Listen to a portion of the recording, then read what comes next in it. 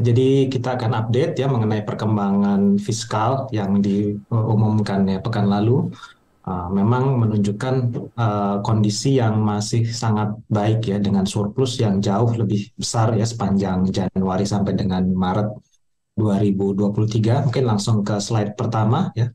Kalau kita lihat memang baik eh, penerimaan maupun pengeluaran itu tercatat lebih efektif, lebih efisien dibanding dengan periode yang sama di tahun 2022 dengan revenue-nya mencapai 647,2 triliun ya. Di sepanjang kuartal satu itu 26%, 26,3% dibandingkan dengan target di 2023. Jadi surplusnya sendiri itu mencapai 128,5 triliun atau 0,6% terhadap GDP ya, 10 kali lebih tinggi, lebih dari 10 kali lipat dari yang tercatat di kuartal pertama 2022 yang sebesar 11,1 triliun. Dan biasanya memang kalau kita lihat pas pada saat pandemi dan tahun-tahun sebelumnya, di kuartal pertama itu memang biasanya terjadi defisit fiskal ya. Jadi kalau kita lihat memang kondisi ini cukup baik ya, menunjukkan bahwa pengelolaan fiskal kita masih cukup efektif ya, masih cukup sehat ya di tengah kondisi ekonomi global yang penuh dengan ketidakpastian. Next. Ya, jadi kalau terlihat ya di uh, chart sebelah kiri ya, bahwa memang surplusnya naik cukup signifikan ya di mana kalau kita lihat beberapa tahun sebelumnya ya di tahun 2019 sampai dengan tahun 2021 itu di Januari Maret itu biasanya mengalami defisit. Kemudian juga di 2022 itu mencatatkan surplus dan di 2023 di kuartal pertama itu surplusnya cukup tinggi. Jadi ini juga disebabkan oleh penerimaan negara yang jauh lebih tinggi dibandingkan dengan pengeluaran ya. Jadi total penerimaan pemerintah itu mencapai 647 ya, tumbuhnya hampir 30%, sementara dari sisi pengeluarannya itu pertumbuhannya hanya sekitar 5,7% year on year dibandingkan dengan tahun 2022. Next. Jadi kontributor terbesar dari penerimaan itu adalah pajak ya, penerimaan tax income. Nah, itu berkontribusi sekitar hampir 70% untuk total revenue pemerintah ya, domestic tax revenue itu mencapai 432 triliun ya. Itu kalau kita breakdown lagi itu sekitar 52% itu disumbang oleh non oil atau non penerimaan pajak non migas, sementara 43% itu PPN BM dan PPN dan PPN PPN barang mewah ya. Jadi memang kalau dari sisi penerimaan pajak non migas itu tercatat sebesar 226 triliun. Sementara untuk value added tax and luxury tax itu 185,7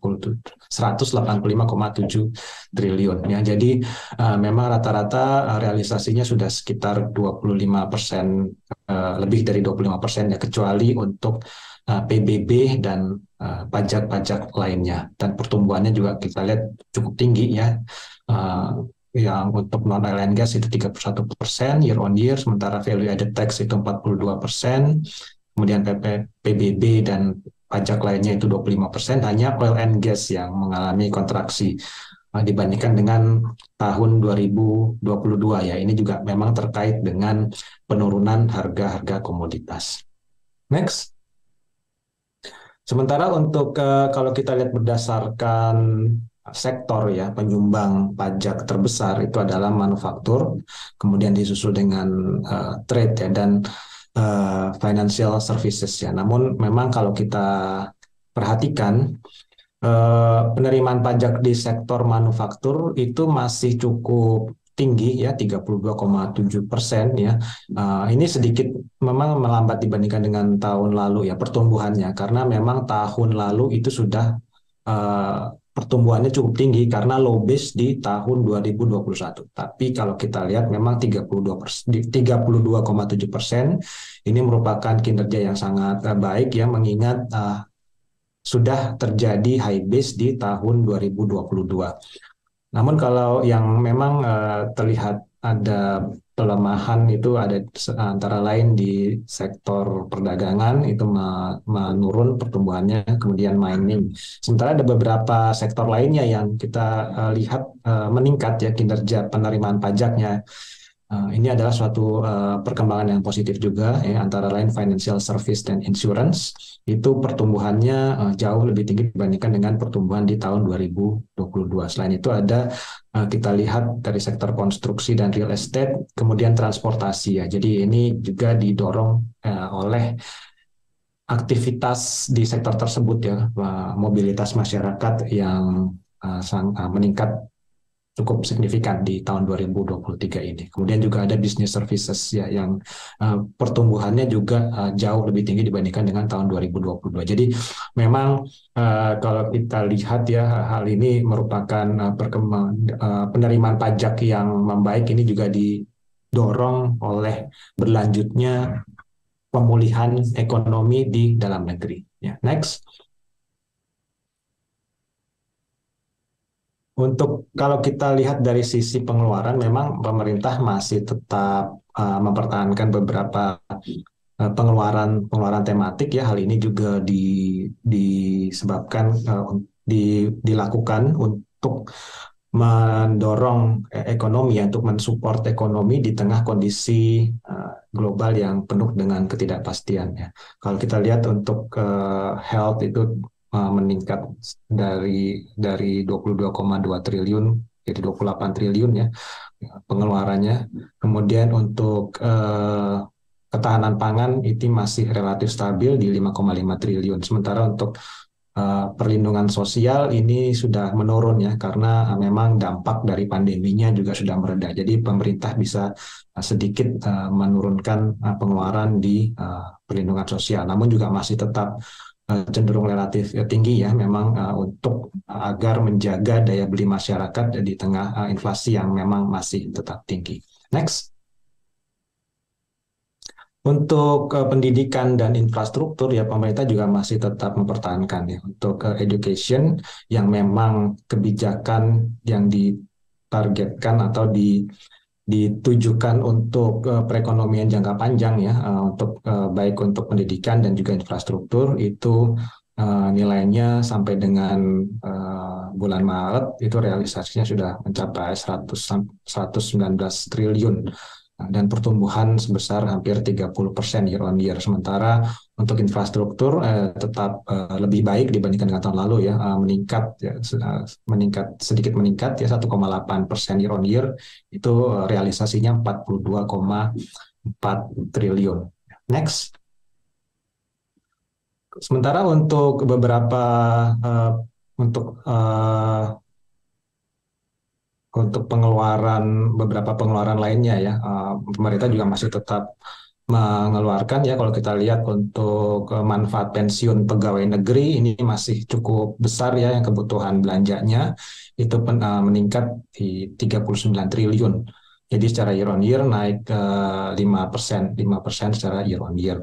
Sementara untuk subsidi energi ya memang karena harga minyaknya juga sudah menurun ya realisasinya itu turun dari 32,5 triliun tahun lalu menjadi 24,5 triliun atau secara year on year itu turun hampir 25%. Namun memang yang mengalami kenaikan signifikan itu untuk subsidi non energi ya ini terutama subsidi bunga KUR ya dari 13 triliun total non energi subsidi itu 12,5 triliun disalurkan untuk subsidi bunga ya. Jadi ini untuk terutama untuk KUR ya, dikeluarkan pemerintah ya untuk mengatasi atau menghindari dampak dari kenaikan suku bunga ya sepanjang bulan yang dilakukan oleh Bank Indonesia ya dari bulan Agustus tahun lalu sampai dengan bulan Januari yang sebesar 225 basis point ya. Jadi karena kenaikan suku bunga ini pemerintah mengeluarkan subsidi ya untuk menjaga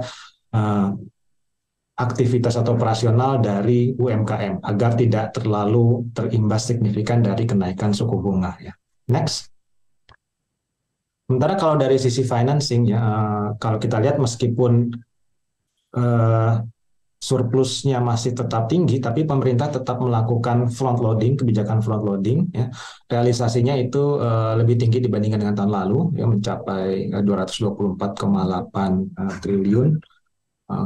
Kalau di breakdown sebagian besar memang melalui net issuance dari obligasi pemerintah ya 217,6 triliun.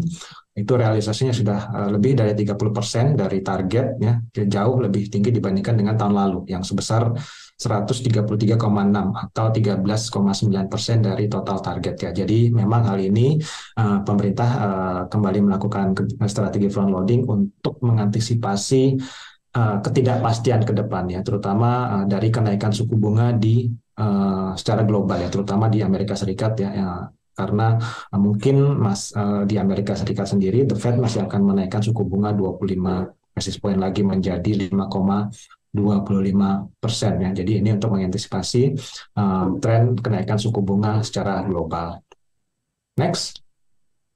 Ya kalau kita lihat memang ke depan meskipun kinerja revenue-nya sampai dengan saat ini cukup baik, memang kita lihat ada potensi resiko ya terutama dari perlambatan ekonomi global yang akan menyebabkan penurunan atau normalisasi harga-harga komoditas ini juga tentu saja uh, dapat berpengaruh ya, impact-nya cukup besar terhadap penerimaan negara ya dengan harga-harga komoditas yang menjadi unggulan kita itu mengalami normalisasi sepanjang tahun 2023 ini yang disertai juga dengan perlambatan pertumbuhan ekonomi Indonesia ya, dibandingkan dengan tahun 2023 2022. Jadi ke depan meskipun memang resiko dari perlambatan global, kemudian normalisasi harga komoditas ya, kemudian juga perlambatan ekonomi domestik, kita memandang bahwa mungkin sampai dengan tahun 2023 ini ya masih akan kita optimis akan tetap tercapai target defisit sebesar 598,2 triliun atau 2,8 terhadap PDB ya, mengingat realisasi sepanjang kuartal 1 ini yang sangat baik. Target defisit tersebut kita perkirakan akan tercapai ya. Mungkin ini akan ditopang oleh adanya penerimaan dari sumber-sumber penerimaan yang baru yang bisa diperoleh oleh pemerintah. Kemudian kalau kita lihat juga beberapa sektor ya seperti saya sebutkan tadi ya, antara lain sektor finansial, transportasi dan jasa perusahaan itu kemungkinan akan memberi kontribusi terhadap penerimaan pajak. Selain itu juga pemerintah juga bisa semakin efektif ya, semakin manageable dari sisi pengeluaran ya, mengingat memang kebutuhan akan belanja untuk mengatasi dampak dari pandemik itu mengalami penurunan cukup signifikan dan juga kebutuhan untuk subsidi energi ya dengan oil price-nya yang relatif tidak setinggi di tahun 2022 lalu.